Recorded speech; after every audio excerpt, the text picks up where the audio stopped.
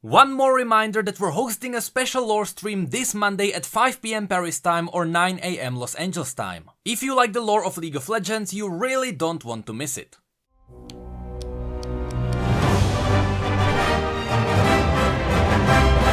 Hello everyone and welcome! Yasuo and Riven are the two most popular champions in League of Legends. Their characters are interesting and in-game they easily snowball. But recently Riot gave the two characters some more love, as they updated their bios and they released new teaser art. So let's have a look at these characters now that we have their newly fleshed out stories. As a child, Yasuo often believed what the others in his village said of him. On the best days, his very existence was an error in judgment. On the worst, he was a mistake that could never be undone. Like most pain, there was some truth to it. His mother was a widow already raising a young son, when the man who would be Yasuo's father blew into her life like an autumn wind. And, just like that lonely season, he was gone again before the blanket of Ionian winter settled over the small family. Even though Yasuo's older half-brother Yone was everything Yasuo was not, respectful, cautious and conscientious, the two were inseparable. When other children teased Yasuo, Yone was there to defend him, but what Yasuo lacked in patience, he made up for it in determination. When Yone began his apprenticeship in the village's renowned sword school, a young Yasuo followed, waiting outside in monsoon rain, until the teachers relented and opened the gates.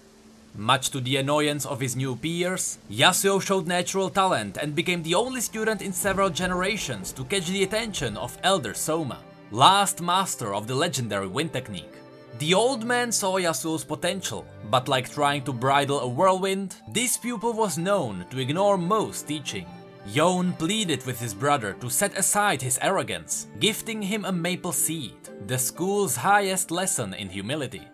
The next morning, Yasuo accepted the position as Soma's apprentice and personal bodyguard.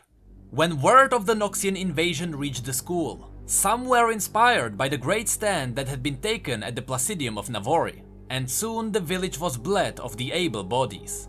Yasuo longed to add his sword to the cause, but even as his classmates and brother left to fight, he was ordered to remain and protect the elders.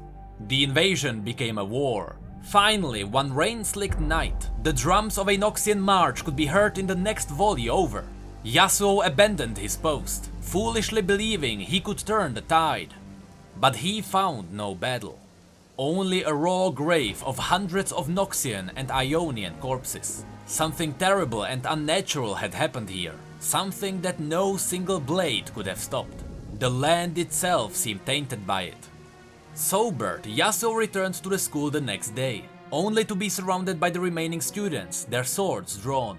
Elder Soma was dead, and Yasuo found himself accused not only of dereliction, but of murder. He realized the true killer would go unpunished if he did not act quickly. So he fought his way free, though he knew this would all but confirm his apparent guilt.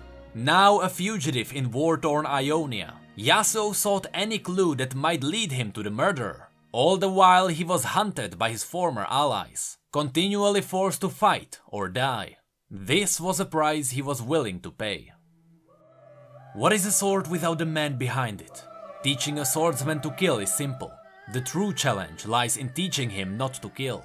When I watched my young brother begin training, he breathed life into the blade at first touch. One heard whispers in the hills comparing him to the swordmasters of old. But as Yasuo grew and his skills increased, so did his ego. He was impetuous and boastful. He ignored our master's lessons and knew nothing of patience. Fearing my brother had strayed too far from the way, I went not to warn him, but to make him appeal to his honor. I gave him a maple seed, our school's highest lesson in humility, one Yasuo seemed to have forgotten. A seed is just a seed, but given time, one may come to know the beauty it holds within. Yasuo took my gift, and the following day he pledged himself to the Elder Soma. I had high hopes he would learn the patience and virtue required of true swordsmen. It was not to be. Today, it seems clear to me that Yasuo murdered the very person he was sworn to protect. He betrayed his nation, his friends, and himself. Were it not for my actions, I wonder if he would ever have been swept down this dark path. But my task is not to question. I must bear the burden of my duty. At first light tomorrow, I will set out to capture a sword without a sheath. My brother, Yasuo. And so he was tracked down by the one he dreaded most. His own brother, Yone. Bound by honor, they circled each other. When their swords finally met, Yone was no match, and with a single flash of steel, Yasuo cut his brother down. He begged forgiveness, but Yone's dying words were of the wind techniques responsible for Elder Soma's death, and that his brother was the only one who could have known them. Then, he felt silent, passing on before he could grant any absolution. Without master or brother, Yasuo wandered the mountains distraught, drinking away the pain of war and loss. A sword without a sheath. There in the snow he met Thalia, a young Shuriman stone mage who had fled the Noxian military. In her, Yasuo saw an unlikely student, and in himself, an even more unlikely teacher. He trained her in the ways of elemental magic, wind-shaping stone, embracing at last the teachings of Elder Soma. Their world changed with the rumors of a risen Shuriman god emperor. Yasuo and Thalia parted ways, though he gifted her the treasured maple seed, its lesson now learned. As she returns to her native desert sands, Yasuo has set out for his own village, determined to put right his mistakes. When I was a child, my brother asked me, does the wind flee or does it follow? For a long time I chose to run, for death followed at my back. The people hunting me once called me their friend. Now, when they draw their blades, they call me murderer. One by one they find me. The first was a swordsman of strength renowned throughout Ionia. When we were young, I saw him cleave a tree in two with a single swing of his blade. But he could not cleave the wind. The second was a warrior of speed and grace. Agile and cunning, she could outrun the clever foxes in the woods, but she could not outrun the wind. The third was a man of compassion. He taught me the meaning of patience when I was just a prideful child. My guide, my friend, my brother. How long can I keep going? Even the strongest wind eventually dies.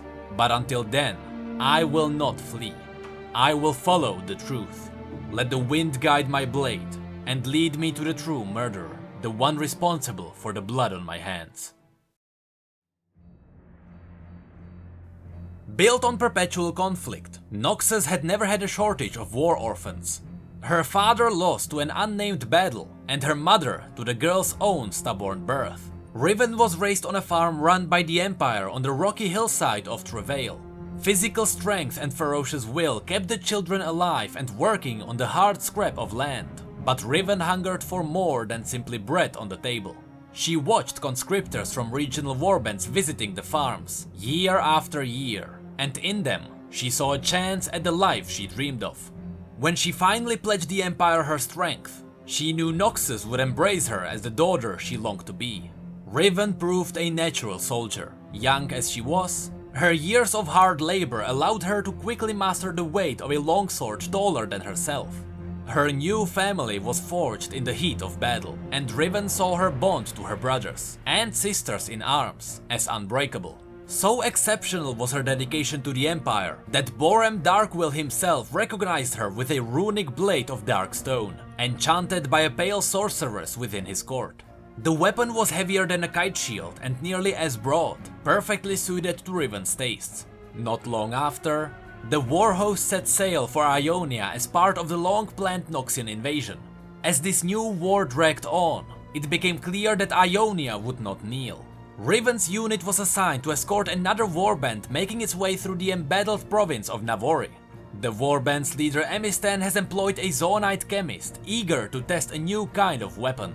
Across countless campaigns, Riven would gladly have given her life for Noxus. But now she saw something awry in these other soldiers. Something that made her deeply uncomfortable. The fragile amphorae they carried on the wagons had no purpose on any battlefield she could imagine. The two warbands met increasingly fierce resistance, as if even the land itself sought to defy them.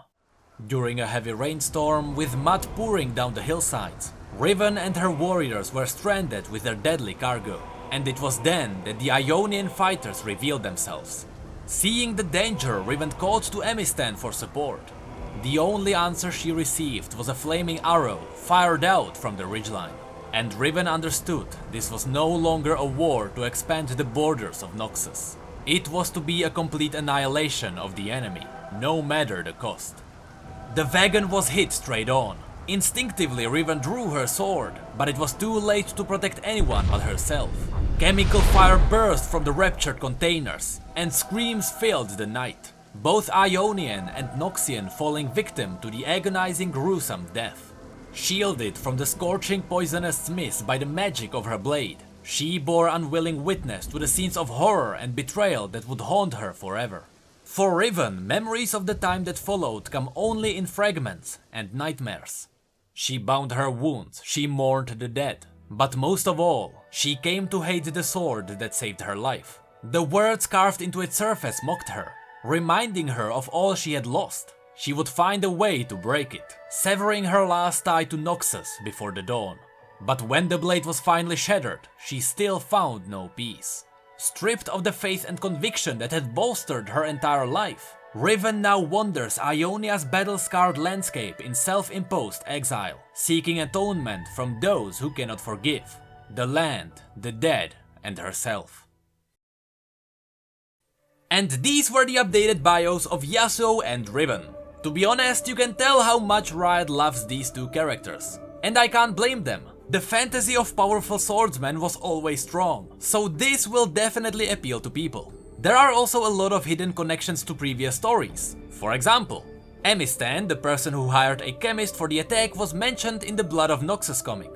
It seems like both Quill and Darius disagree with his practices. They also mention that the road to Navori is clear after the first chemical attack, so it's highly likely that Riven is among the soldiers in this scene. This also means that Riven couldn't have been the one who killed Yasuo's master, since she was in the Placidium while he died. Although, to be 100% accurate, there is a gap of a full day, and a lot could have happened in 24 hours. There is also one interesting question. Who was or where is Yasuo's father now? At the beginning it was mentioned that he just disappeared after he had his fun, but it seems like he may come back at some point. But outside of that, that's it for this video. If you enjoyed it, feel free to like it and subscribe for more lore and news. Our social media, merch and P.O.Box will be in the description. Of course, massive shout out to our patrons for going the extra mile, you guys are amazing. And with that, thank you all so much for being here and for your support, you know I really appreciate it. And as always, thank you, come again.